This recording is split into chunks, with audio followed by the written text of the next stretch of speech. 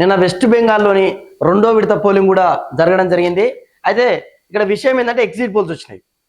దేశం మొత్తం కూడా మనకు 5 రాష్ట్రాల్లో ఎన్నికలు జరిగినా కూడా దేశం మొత్తం కూడా వెస్ట్ బెంగాల్ పైనే ఉంది. మరోసారి అంటే 4వసారి మమత రానుందా లేదా ఈసారి బీజేపీ అక్కడ జెండా పాతనుందా?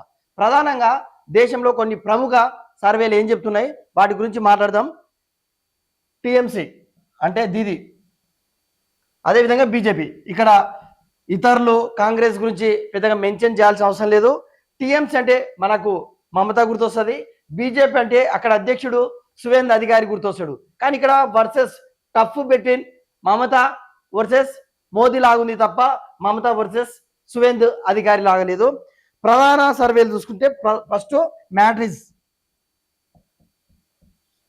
మ్యాట్రిస్ టీఎంసీకి ఎంత ఇస్తుందంటే 146 స్థానాలు, అదేవిధంగా బీజేపీకి 140.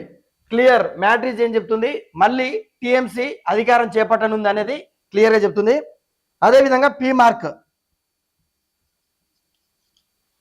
One of the famous survey P mark, 118 నుంచి 138 స్థానాలు తృణమూల్ కాంగ్రెస్కి అప్పచెప్తే బీజేపీకి 150 నుంచి 175.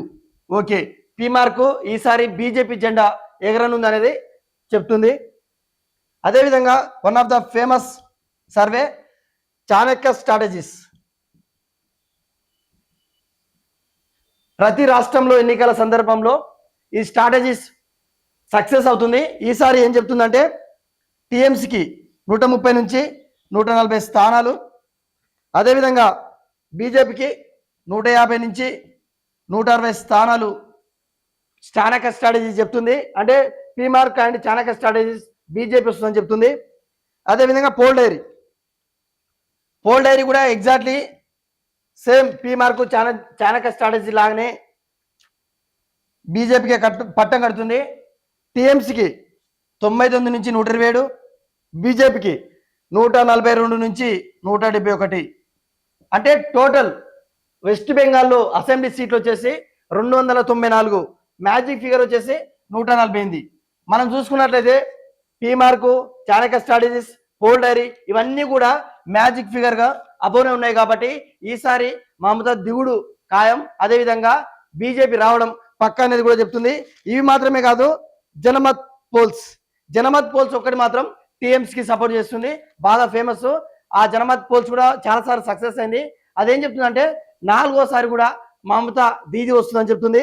అదేవిధంగా ప్రజాపోల్ కూడా దేశంలో అత్యున్నత ఎగ్జిట్ సర్వేలు చెప్తుంది. అది కూడా ఏం చెప్తుంది? బీజేపీకి ప్రజాపోల్ కూడా బీజేపీకే సపోర్ట్ చేస్తుంది. సో ఈ వీడియో చూస్తున్న వ్యూవర్స్ అందరూ కూడా ఈసారి కూడా అంటే వరుసగా 4వసారి 2011, 2016, 2021 3 సార్లు ఇప్పటికే వెస్ట్ బెంగాల్ ముఖ్యమంత్రిగా ప్రమాణ స్వీకారం చేసిన మమతా బెనర్జీ 4వసారి కూడా 2026లో ప్రమాణ స్వీకారం చేయనుందా లేదా అక్కడ బీజేపీ రానుందా?